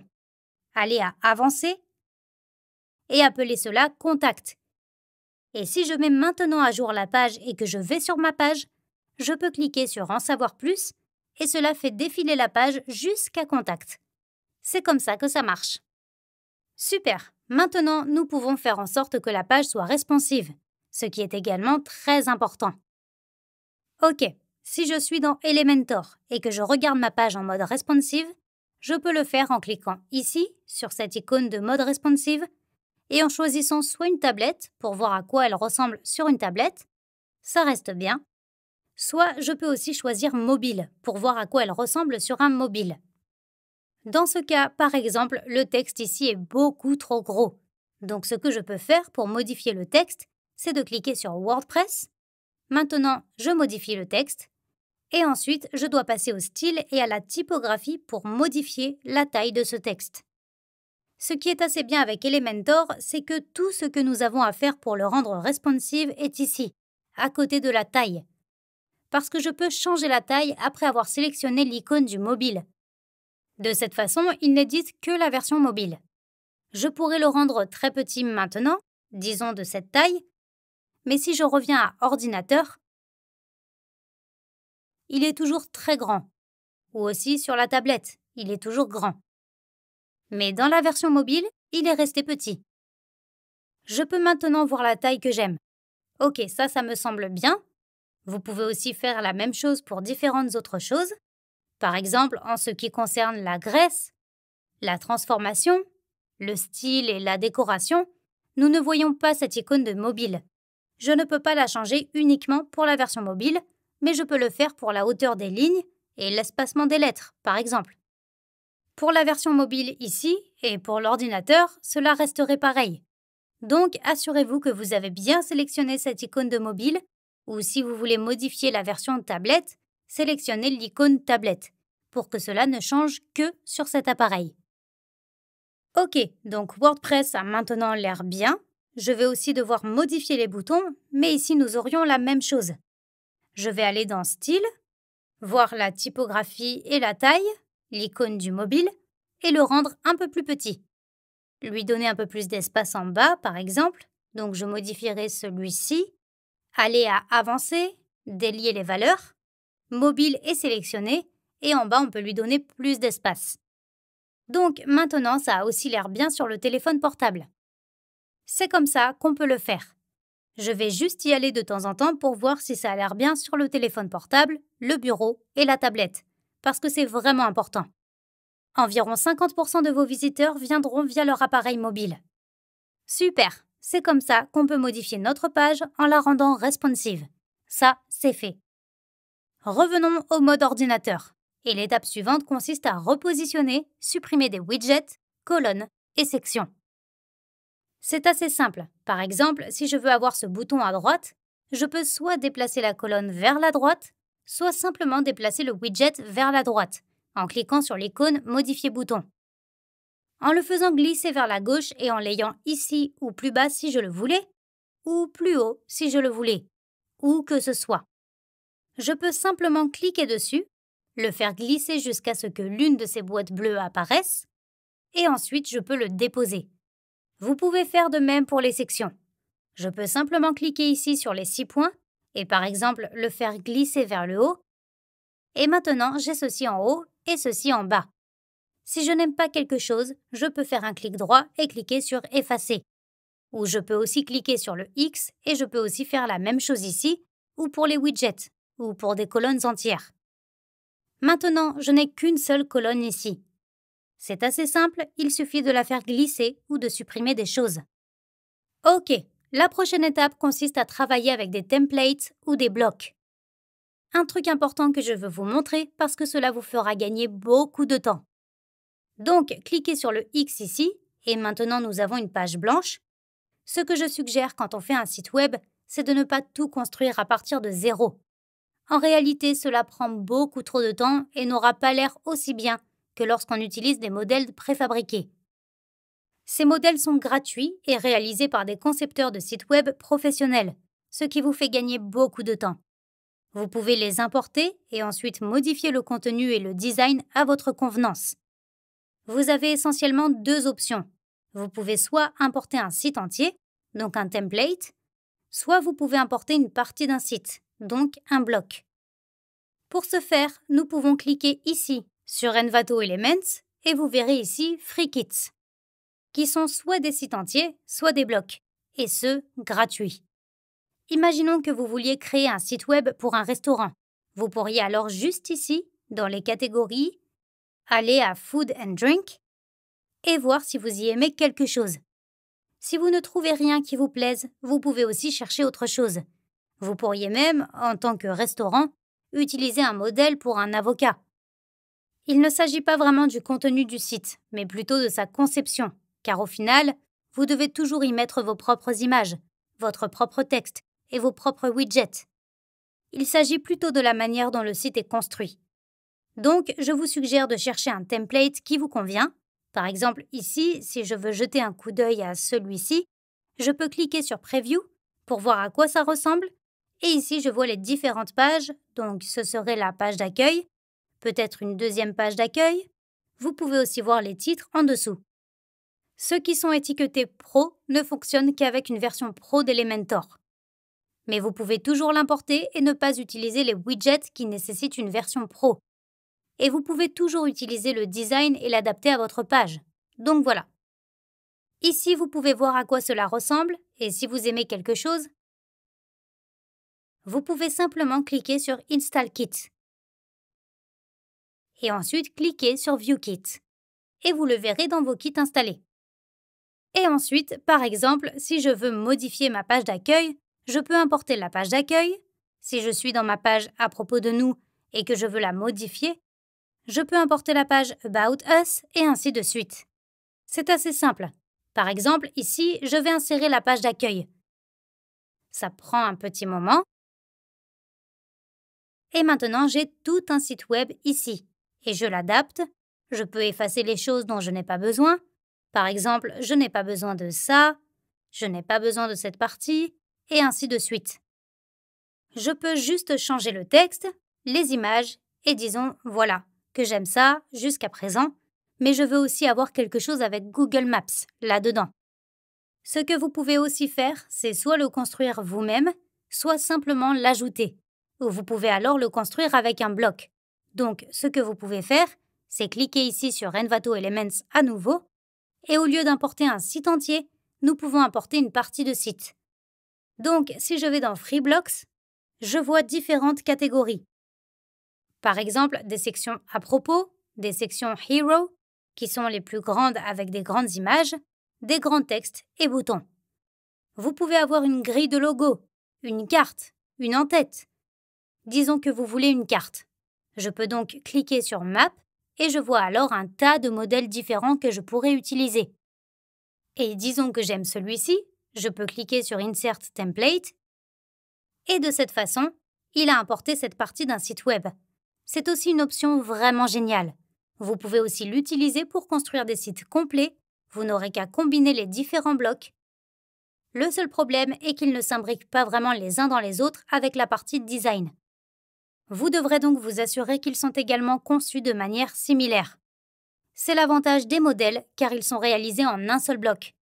Mais c'est quand même une bonne façon de combiner les éléments que vous voulez avoir et d'avoir une grande liberté créative. Bien, c'est comme ça qu'on peut travailler avec des templates et des blocs. Je vous recommande de jouer un peu avec. Ce que je voulais aussi vous montrer, si vous avez une page que vous avez faite et que vous aimez vraiment et peut-être que vous voulez la copier et l'utiliser sur une autre page. Vous pouvez aussi la mettre à jour une fois et cliquer ici sur « Enregistrer les options »,« Enregistrer comme modèle » pour enregistrer la page que vous avez créée vous-même comme modèle et l'importer plus tard sur votre site. Ainsi, je pourrais appeler cela par exemple « Accueil 1 ». Cliquez sur « Enregistrer » et c'est enregistré dans mes modèles ici. C'est génial. Et si je suis de retour dans le tableau de bord, donc si je clique sur « Ici » et que je reviens à l'éditeur WordPress et ensuite retourner au tableau de bord. Et disons que je veux maintenant modifier la page à propos de nous, mais que j'ai aimé ce que j'ai fait sur la page d'accueil. Je peux aussi aller dans « À propos de nous », modifier avec Elementor. Cette fois-ci, je vais ici dans « Ajouter un modèle » et ici dans « Mes modèles », je vois tous les modèles que j'ai sauvegardés. Et celui-ci est la page d'accueil que je viens de sauvegarder. Donc je peux l'insérer. Et maintenant, j'ai la page que je viens de faire dans ma page d'accueil, mais dans la page « À propos de nous ». C'est donc dire à quel point il est facile de déplacer une page d'une partie à l'autre.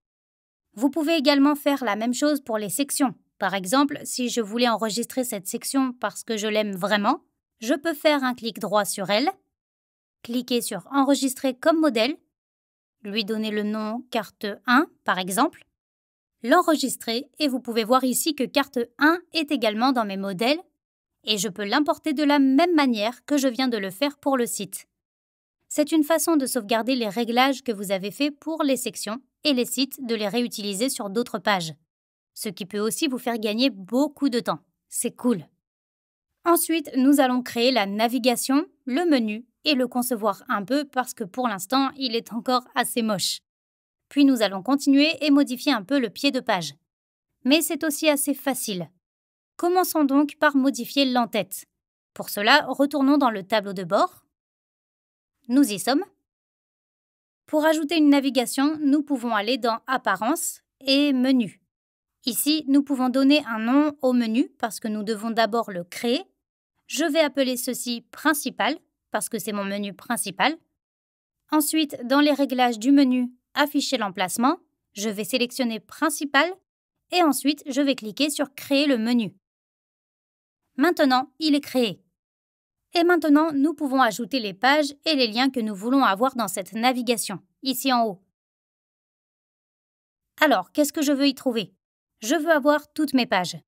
Je vais cliquer sur « Afficher tout » et ici, je sélectionne la page d'accueil, à propos de nous, contacts et services. Je veux toutes les utiliser. Vous n'avez pas besoin de toutes les utiliser. Vous pouvez aussi ne pas le faire. Et puis, vous pouvez cliquer sur « Ajouter au menu ».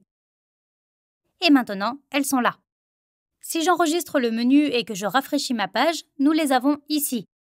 Le titre et ensuite l'accueil, à propos de nous, contacts et services. Je peux aussi changer l'ordre. Par exemple, si je veux avoir les services comme premier point, je peux le faire glisser vers le haut et puis c'est le premier ici. Ce que je peux aussi faire, c'est un sous-menu. Par exemple, si je veux qu'à propos de nous soit un sous-point de contact. Je peux le faire glisser vers le bas, puis vers la droite sous contact. Maintenant, c'est un sous-point. Si j'enregistre le menu et que je rafraîchis la page, nous avons les services au premier endroit, puis nous avons la page d'accueil et le contact et à propos de nous. C'est aussi ce que vous pouvez faire. Ce que vous pouvez aussi faire, je vais défaire ça, c'est ajouter un article. Si vous avez des articles de blog, vous pouvez les lier ici si vous le souhaitez. Vous pouvez avoir des liens personnalisés. Par exemple, si vous voulez faire un lien vers une page externe, par exemple YouTube, donc https:// puis youtube.com, et vous pouvez cliquer sur « Ajouter menu ». Et si j'enregistre le menu, je rafraîchis ma page et clique sur YouTube. Cela m'amène à youtube.com. Super! Ok, c'est super. Maintenant que nous avons ajouté notre menu, maintenant nous allons concevoir le menu, parce que pour l'instant, il est assez ennuyeux. Nous le faisons avec Océan WP, si vous vous souvenez, avec quoi nous avons construit le site. Donc, le contenu, le pied de page et le corps avec Elementor, et nous avons construit l'entête avec le thème Océan WP. C'est donc ce que nous allons faire maintenant. Pour ce faire, nous pouvons survoler Apparence et cliquer sur Personnaliser. C'est assez similaire à Elementor. Sur le côté droit, vous avez un aperçu de votre page et sur le côté gauche, vous effectuez l'édition. Pour modifier l'entête, nous pouvons ici, à gauche, aller à Entête, puis nous pouvons aller à la section Générale. Et ici, nous pouvons d'abord décider du type de style que nous voulons utiliser pour l'entête. C'est très important. Tout ce que nous changeons changera aussi sur les autres pages. Donc, pour l'instant, nous sommes sur la page d'accueil, mais si j'étais sur la page des services ou sur la page à propos de nous, ce serait aussi pareil ici. Alors gardez cela à l'esprit. Donc, vous pouvez choisir un style différent, peut-être minimal. Vous pouvez avoir un en-tête transparent. Pour celui-ci, assurez-vous qu'il rentre bien sur chaque page. Menu supérieur, plein écran. Vous pouvez juste jouer avec tout cela et voir ce que vous aimez. Le plein écran est assez cool. Ici, je vais m'en tenir au minimal maintenant, mais vous pouvez choisir ce que vous voulez. Ok, ici, nous avons la couleur d'arrière-plan. C'est simplement celle-ci. Nous pouvons aussi mettre le vert ou le bleu que nous voulons. Je vais m'en tenir au blanc ici. La couleur de bordure inférieure, il y a comme une petite bordure en bas. Voyons voir si je le fais en rouge, par exemple. Vous pouvez le voir. Vous pouvez aussi le désactiver, et alors vous ne la voyez même pas, ou vous pouvez changer la couleur de cela. Super. On peut aussi changer la hauteur de tout cet en-tête.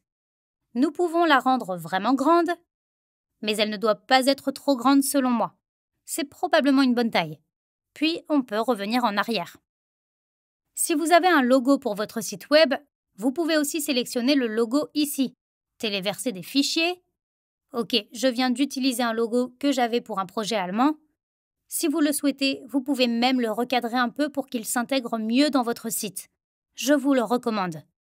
Vous pouvez alors recadrer l'image et la voir ici. Ce sera beaucoup trop grand. Oui, c'est beaucoup trop grand. Mais vous pouvez aussi changer la largeur et la hauteur maximale pour qu'elle s'y insère. Voyons voir. Ouais, peut-être comme ça. C'est déjà une bonne taille. Si vous sélectionnez la version mobile ici, vous pouvez également modifier la taille de la version mobile. Peut-être en la réduisant un peu pour la tablette, mais assurez-vous qu'il rentre bien. Bon, alors, on retourne sur l'ordinateur. Super.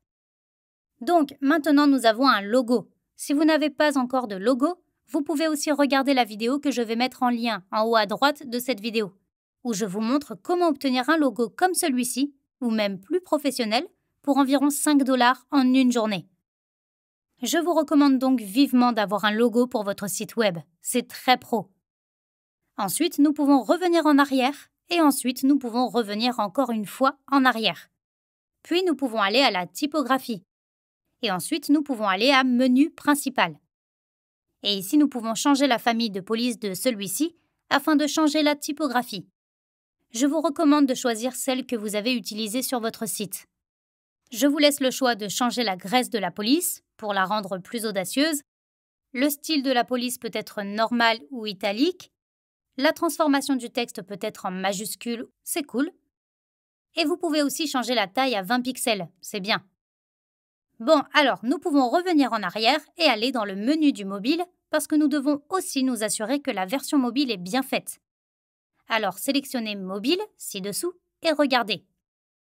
Ici, vous pouvez aussi changer la famille de police de caractères, par exemple pour Arial.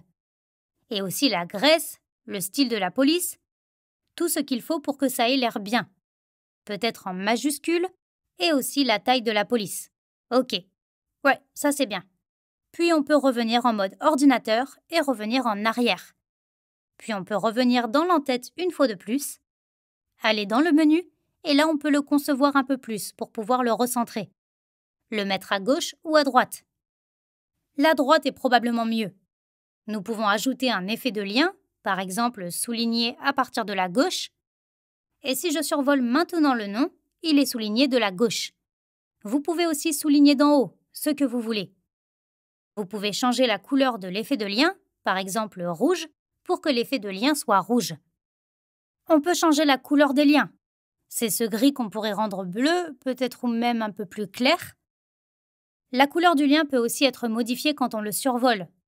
Donc si on le survole, on peut mettre du vert, par exemple. Je vais m'en tenir à la couleur par défaut. Vous pouvez aussi changer la couleur du lien pour l'élément de menu actif. Par exemple, en ce moment, nous sommes dans Accueil. Donc, il sera en rouge. Vous pouvez changer l'arrière-plan du lien, mais cela est bizarre pour le survol et l'élément de menu actuel. Je ne changerai pas cela. OK. Ensuite, nous pouvons descendre ici pour l'icône de recherche. Le style de l'icône est actuellement sur menu déroulant. Je vous recommande de désactiver l'icône de recherche parce qu'il ne fonctionne pas très bien et que je préfère le désactiver. D'accord. Alors, nous pouvons revenir en arrière une fois et aller dans le menu du mobile. Ouvrez le menu du téléphone. Ici, nous pouvons aussi changer le style du menu mobile. Pour l'instant, c'est un menu déroulant, donc il se déroule. Vous pouvez aussi choisir la colonne latérale, par exemple, si vous cliquez dessus, ou le plein écran. Le plein écran est probablement le meilleur à mon avis. Super. Vous pouvez changer le texte du menu, donc pour l'instant, il est écrit menu. Vous pouvez le changer ou vous pouvez aussi désactiver le texte du menu. Le reste est bien. Le menu de recherche mobile, je vais aussi le désactiver. La même chose que pour le menu d'ordinateur. Et vous pouvez changer la couleur d'arrière-plan de ce noir. Vous pouvez changer la couleur des liens pour peut-être du bleu, la couleur d'arrière-plan, blanc, la couleur des liens et tous ces trucs que vous pouvez changer. Mais oui, c'est à peu près tout pour le menu. Maintenant, vous pouvez changer les couleurs. Vous pouvez changer le style, vous pouvez changer le logo et tout. Bien, donc l'étape 18 est terminée. Étape 19, éditer le pied de page. Comme je l'ai dit précédemment, nous allons utiliser Elementor pour construire le pied de page. Le pied de page se trouve en bas du site. Nous avons déjà un pied de page ici grâce au modèle. Mais disons que vous construisez votre page à partir de 0 ou que vous utilisez un modèle alors que vous n'aimez pas vraiment le pied de page. Ce que vous pouvez aussi faire, c'est importer un bloc comme pied de page. Je vais supprimer ça, et supprimer ça, et supprimer ça. Disons que je n'aime pas ça. Donc, ce que vous pouvez faire, c'est aller à nouveau dans les blocs, comme je vous l'ai montré plus tôt, donc des blocs gratuits, et ensuite vous pouvez aller à Footer. Et ici, vous voyez différents pieds de page. Disons que celui-ci s'intègre dans notre site. Je peux insérer le modèle et je le personnalise pour qu'il s'intègre dans ma page, qu'il ait tout mon contenu et que je l'aime bien. Et je veux l'utiliser pour toutes mes pages. Je fais un clic droit dessus, je clique sur Enregistrer comme modèle et je lui donne le nom de pied de page et je l'enregistre. Bien, maintenant c'est sauvegardé ici. Et si je vais dans une autre page, par exemple la page à propos de nous, modifier avec Elementor, je pourrais simplement importer le pied de page ici et gagner beaucoup de temps, car je l'ai déjà fait et je dois juste l'importer pour chaque page. Pour pouvoir l'insérer et ensuite, j'ai déjà fait le pied de page avec mes coordonnées, les médias sociaux et quelques autres informations sur la page. Donc c'est super parce qu'ils ont l'air vraiment bien et qu'il est assez facile de les importer à chaque fois que vous faites une page. Voilà, c'est tout. C'était l'étape 19. Voici juste quelques conseils et astuces supplémentaires pour créer un site web. Tout d'abord, mon conseil le plus important, travaillez vraiment avec des templates et des blocs. Cela vous facilitera la vie. Deuxième conseil, assurez-vous que votre site web est responsive. Regardez toujours de temps en temps pour voir s'il est bien sur téléphone portable. Sinon, il y a aussi un tas d'excellents tutoriels sur la façon de rendre les pages responsives avec Elementor. Mais les bases ont été montrées dans ce tutoriel. Troisième conseil, n'utilisez pas trop de grandes images. Comme je l'ai dit, cela rendra votre site web vraiment lent et vous perdrez ainsi beaucoup de visiteurs. Donc, assurez-vous de ne pas utiliser de grandes images. Vous pouvez aussi toujours les optimiser en ligne. Vous avez juste à rechercher optimisation image et vous trouverez un tas de tutoriels à ce sujet. Quatrième conseil, si votre certificat SSL ne fonctionne plus après l'importation d'un modèle, c'est probablement à cause des images. Donc, si vous cliquez ici et que ça dit que le site n'est pas sûr, regardez le tutoriel que je vais mettre en lien en haut à droite. Et c'est tout. Je vous recommande de vous amuser avec, de jouer. Vous apprendrez beaucoup et si vous faites une erreur, vous pourrez revenir aux anciens réglages. Alors amusez-vous bien. Je suis sûre que vous construirez un site web génial avec ce tutoriel. Vous pouvez toujours le revoir pour vérifier certaines étapes. Et sinon, Elementor est une grande plateforme. Vous trouverez donc toujours des tutoriels sur pratiquement tous les problèmes. Si vous avez des questions ou des problèmes, laissez un commentaire ci-dessous. Je serai heureuse de lire chaque commentaire et j'essaierai d'y répondre du mieux que je peux. Merci beaucoup, passez une bonne journée et amusez-vous bien avec votre site web. Au revoir.